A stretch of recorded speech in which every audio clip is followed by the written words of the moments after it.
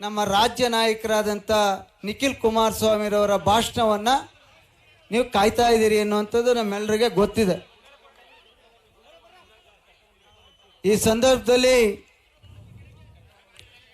ಕುಮಾರಣ್ಣರವರು ಯಾವತ್ತೂ ಹೇಳ್ತಾ ಇರ್ತಾರೆ, ಪಿರಿಯಾಪಟ್ಟಣದಲ್ಲಿ ಬಹಳ ನಿಷ್ಠಾವಂತ ಮತ್ತು ಚಿನ್ನದಂತ ಕಾರ್ಯಕರ್ತರಿದ್ದಾರೆ ಅಂತ ಯಾವತ್ತೂ ಕೂಡ ಹೇಳ್ತಾ ಇರ್ತಾರೆ. ಬೇರೆ ಕ್ಷೇತ್ರಗಳಲ್ಲಿ ಈಗ ಹರೀಶ್ ಹೆಸರು ಹೇಳಿದ್ರೆ ಜೈ ಅಂತಾರೆ, ಇಲ್ಲಿ ಕೆ ಆರ್ ನಗರದಲ್ಲಿ ನಮ್ಮ ಹೆಸರು ಹೇಳಿದ್ರೆ ಜೈ ಅಂತಾರೆ. ನೋಡಿ ಇಲ್ಲಿ ಪುಣ್ಯ, ಮಾದೇವಣ್ಣ ಹೆಸರು ಹೇಳಿದ್ರು ಜೈ ಅಂತೀರಿ, ಪ್ರಸನ್ನ ಹೆಸರು ಹೇಳಿದ್ರು ಜೈ ಅಂತೀರಿ. ಯಾವ ಆತಂಕನೂ ಇಟ್ಕೋಬಿಡಿ.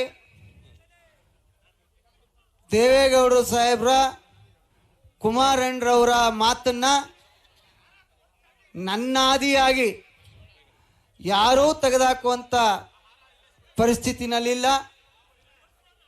ಒಂದು ಕುಟುಂಬ ಅಂತ ಹೇಳಿದ ಮೇಲೆ ಒಂದು ಸಣ್ಣ ಪುಟ್ಟ ಸಮಸ್ಯೆಗಳಿರ್ತವೆ. ಪಿರಿಯಾಪಟ್ಟಣದಲ್ಲಿ ದೇವೇಗೌಡರು ಸಾಹೇಬ್ರ ಆಶೀರ್ವಾದದಲ್ಲಿ, ಕುಮಾರಣ್ಣರವರ ನೇತೃತ್ವದಲ್ಲಿ, ನಿಖಿಲ್ ಕುಮಾರಸ್ವಾಮಿಯವರ ಸಂಘಟನೆಯಲ್ಲಿ, ಮಾದೇವಣ್ಣರವರ ನಾಯಕತ್ವದಲ್ಲೇ ಚುನಾವಣೆ ನಡೀತದೆ ಎನ್ನುವಂಥ ಮಾತನ್ನು ಈ ಸಂದರ್ಭದಲ್ಲಿ ಹೇಳಿಕ್ಕೆ ಇಷ್ಟಪಡ್ತೀನಿ. ಸ್ನೇಹಿತರೆ, ಅನೇಕ ವಿಚಾರಗಳನ್ನು ಚರ್ಚೆ ಮಾಡಿದ್ದೀವಿ. ನಿಖಿಲ್ ಕುಮಾರಸ್ವಾಮಿರವ್ರನ್ನ 12 ಗಂಟೆಗೆ ಸಮಯ ನಿಗದಿ ಮಾಡಿದ್ದು. ನಮ್ಮ ಪತ್ರಿಕಾ ಸ್ನೇಹಿತರು ಪಾಪ ಊಟನೂ ಮಾಡಿಲ್ಲ. ನಮ್ಗೆ ಅರ್ಥ ಆಗ್ತಾ ಇದೆ. ಆದರೆ ದಾರಿ ಉದ್ದಕ್ಕೂ ಮೆರವಣಿಗೆ ಇದ್ದದ್ರಿಂದ ಸ್ವಲ್ಪ ಕಷ್ಟ ಆಯಿತು. ದಯಮಾಡಿ ಕ್ಷಮಿಸಿ ಅನ್ನುವಂಥ ಮಾತನ್ನು ಈ ಸಂದರ್ಭದಲ್ಲಿ ಹೇಳ್ತಾ, ನಿಮಗೆ ಒಂದೇ ಒಂದು ಮನವಿಯನ್ನು ಮಾಡ್ತೀನಿ. ನಿಮ್ಮೆಲ್ಲರಿಗೆ ಗೊತ್ತಿದೆ, ಒಂದು ಸಾರಿ ಜ್ಞಾಪಿಸ್ಕೊಳ್ಳಿ. ಈ ರಾಜ್ಯದಲ್ಲಿ ಕುಮಾರಣ್ಣರವರು ಮುಖ್ಯಮಂತ್ರಿ ಆದಂಥ ಸಂದರ್ಭದಲ್ಲಿ ಕರ್ನಾಟಕ ರಾಜ್ಯ ಎಷ್ಟು ಚೆನ್ನಾಗಿತ್ತು ಅನ್ನುವಂಥದ್ದನ್ನ ಒಂದು ಬಾರಿ ಯೋಚನೆ ಮಾಡಿ. ಹರೀಶ್ ಮಾತಾಡ್ತಾ ಹೇಳಿದ್ರು, ಅಶ್ವಿನ್ ಮಾತಾಡ್ತಾ ಹೇಳಿದ್ರು, ನಮ್ಮ ಗಗನ್ ಮಾತಾಡ್ತಾ ಹೇಳಿದ್ರು, ಕುಮಾರಣ್ಣರವರು ಸಮ್ಮಿಶ್ರ ಸರ್ಕಾರದಲ್ಲಿ ಮುಖ್ಯಮಂತ್ರಿ ಆಗಬೇಕು ಅಂತ ಹೇಳ್ತಾ ಇರ್ತಕ್ಕಂಥದ್ದು ನಮ್ಮ JDS ನಾಯಕರಲ್ಲ, ಈ ರಾಜ್ಯದ ತಾಯಂದ್ರು, ಈ ರಾಜ್ಯದ ರೈತಾಪಿ ವರ್ಗ, ಈ ರಾಜ್ಯದ ದಲಿತ ವರ್ಗ, ಈ ರಾಜ್ಯದ ಯುವಕ ಮಿತ್ರರು ಹೇಳ್ತಾ ಇರ್ತಕ್ಕಂಥದ್ದು. ಕುಮಾರಣ್ಣರವರು ಸಮ್ಮಿಶ್ರ ಸರ್ಕಾರದಲ್ಲಿ ಮುಖ್ಯಮಂತ್ರಿ ಆದರೆ ಈ ರಾಜ್ಯ ಉಳಿಲಿಕ್ಕೆ ಸಾಧ್ಯ ಅನ್ನುವಂಥದ್ದು ಈ ರಾಜ್ಯದ ಜನತೆಯ ಕೂಗು ಅನ್ನುವಂಥ ಮಾತನ್ನ ನಾವು ಈ ವೇದಿಕೆ ಮೇಲೆ ಜ್ಞಾಪಿಸ್ತಾ ಇದ್ದೇವೆ. ಸ್ನೇಹಿತರೆ, ಟೊಬಾಕೋ ವಿಚಾರ ಬಂದಂತ ಎಲ್ಲ ಸಂದರ್ಭದಲ್ಲೂ ರೈತರ ಪರವಾಗಿ ನಿಲ್ತಕ್ಕಂಥದ್ದು ದೇವೇಗೌಡರ ಕುಟುಂಬ ವರ್ಗ ಮಾತ್ರ ಅನ್ನುವಂಥದ್ದನ್ನ ನಾವು ಯಾವತ್ತೂ ಕೂಡ ಮರೆಯುವಂಥದ್ದಲ್ಲ. ನೀವೆಲ್ಲ ಹೇಳ್ತೀರಲ್ಲ ಗ್ಯಾರಂಟಿ, ಈ 2,000 ರೂಪಾಯಿ ಗ್ಯಾರಂಟಿ ಒಂದು ಮನೆಯಲ್ಲಿ 4 ಜನ ಇದ್ರೆ ಒಬ್ರಿಗೆ ಕೊಡ್ತಾರೆ. 24,000 ರೂಪಾಯಿ ತಿಂಗಳಿಗಾಯ್ತು. 5 ವರ್ಷಕ್ಕೆ 1,24,000 ರೂಪಾಯಿ ಆಯ್ತು. ಹೌದಲ್ವಾ? 1,24,000 ಆಯ್ತು. ಕುಮಾರಣ್ಣ ಈ ರಾಜ್ಯದ ಮುಖ್ಯಮಂತ್ರಿ ಆದ್ರಲ್ಲ, ಎಲ್ಲ ರೈತಾಪಿ ವರ್ಗಕ್ಕೆ 2 ಲಕ್ಷನ ಸಾಲ ಮನ್ನಾ ಮಾಡಿಕೊಟ್ರಲ್ಲ, ಅದು ರೈತರ ಪರವಾದ ಸರ್ಕಾರ ಅಲ್ವಾ? ದಯವಿಟ್ಟು ಯೋಚನೆ ಮಾಡಿ.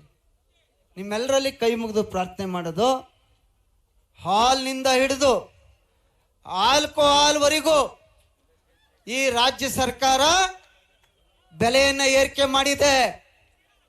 ಇಲ್ಲಿ ಯಾರೋ ಹೇಳ್ತಿದ್ರು ಅಧ್ಯಕ್ಷರು, 20 ರೂಪಾಯಿ ಇದ್ದಿದ್ದು 120 ರೂಪಾಯಿ ಆಯ್ತು ಅಂತ. ಈ ಕಡೆ ಯಾರು ಇಲ್ಲ ಬಿಡಿ, ಆ ಕಡೆಯವ್ರಿಗೆ.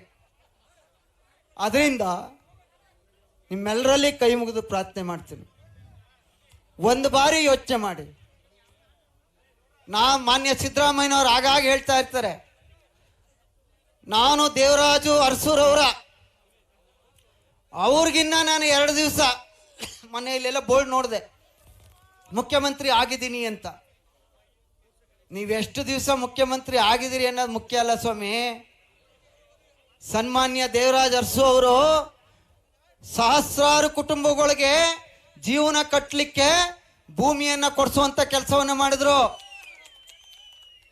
ನೀವೇನ್ ಮಾಡಿದಿರಿ? ಇವತ್ತು 7,45,000 ಕೋಟಿ ರಾಜ್ಯದ ಜನತೆಯ ಮೇಲೆ ಸಾಲ ಹೊರಿಸುವಂಥದ್ದನ್ನ ಮಾಡಿದಿರಿ. ಅದರಲ್ಲಿ 4.5 ಲಕ್ಷ ಕೋಟಿಗಿಂತ ಹೆಚ್ಚು ಸಾಲವನ್ನ ಮಾನ್ಯ ಸಿದ್ದರಾಮಯ್ಯನವರೇ ಮಾಡಿರ್ತಕ್ಕಂಥದ್ದು. ಮೈಸೂರು ಜಿಲ್ಲೆಯ ಮುಖ್ಯಮಂತ್ರಿಯಾಗಿ ನೀವು ಕೊಟ್ಟಿರ್ತಕ್ಕಂಥ ಕೊಡುಗೆ ಒಬ್ಬೊಬ್ಬ 1,24,000 ರೂಪಾಯಿ ಒಂದು ಕುಟುಂಬಕ್ಕೆ ಕೊಟ್ಟರು 3 ವರ್ಷದಲ್ಲಿ. ಇನ್ನೂ ಪೂರ್ತಿ ಕಂಪ್ಲೀಟ್ ಆಗಿಲ್ಲ.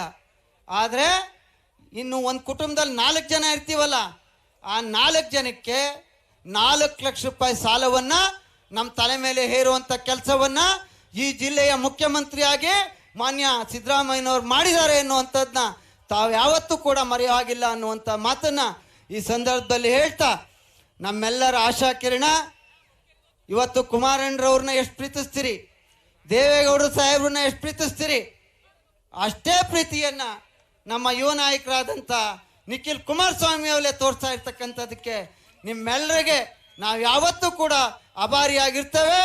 ಆದಷ್ಟು ಬೇಗ ಏನು JDS ಅಂದರೆ ಕುಟುಂಬ ಅಂತ ಹೇಳಿದ್ಮೇಲೆ ಅಣ್ಣ, ತಮ್ಮ, ತಂದೆ, ಮಗ ಎಲ್ಲ ಸಣ್ಣ ಪುಟ್ಟ ಸಮಸ್ಯೆಗಳು ಇರ್ತವೆ. ಅದಕ್ಕೋಸ್ಕರನೇ ಅರ್ಧ ದಿವಸ ಕುಮಾರಣ್ಣರವರ ನೇತೃತ್ವದಲ್ಲಿ, ಮಾನ್ಯ ನಮ್ಮ ನಿಖಿಲ್ ಕುಮಾರಸ್ವಾಮಿರವರ ನೇತೃತ್ವದಲ್ಲಿ, ನಮ್ಮ ಹರೀಶ್ ಅವರ ನೇತೃತ್ವದಲ್ಲಿ, ಅಶ್ವಿನ್ ಕುಮಾರ್ ಅವರ ನೇತೃತ್ವದಲ್ಲಿ, ನಮ್ಮ ದೇವೇಗೌಡರ ಸಾಹೇಬ್ರ ಆಶೀರ್ವಾದದಲ್ಲಿ, ಪಿರಿಯಾಪಟ್ಟಣದ ಜನತೆಯ ಆಶೀರ್ವಾದದಿಂದ ಮತ್ತೊಮ್ಮೆ JDS ಪಿರಿಯಾಪಟ್ಟಣದಲ್ಲಿ ಗೆಲ್ಲಿಸುವಂತ ಕಾರ್ಯಕ್ರಮವನ್ನ ಇನ್ನು 15 ದಿವಸದೊಳಗೆ ಇತ್ಯರ್ಥ ಮಾಡ್ತೇವೆ ಎನ್ನುವಂತ ಮಾತು ಹೇಳಿ ನಿಮ್ಮೆಲ್ಲರಿಗೆ ನನ್ನ ಸಾಷ್ಟಾಂಗ ನಮಸ್ಕಾರಗಳು ಮಾಡಿ ಮಾತು ಧನ್ಯವಾದಗಳು ಸಾರಾ ಮಹೇಶಣ್ಣವ್ರಿಗೆ.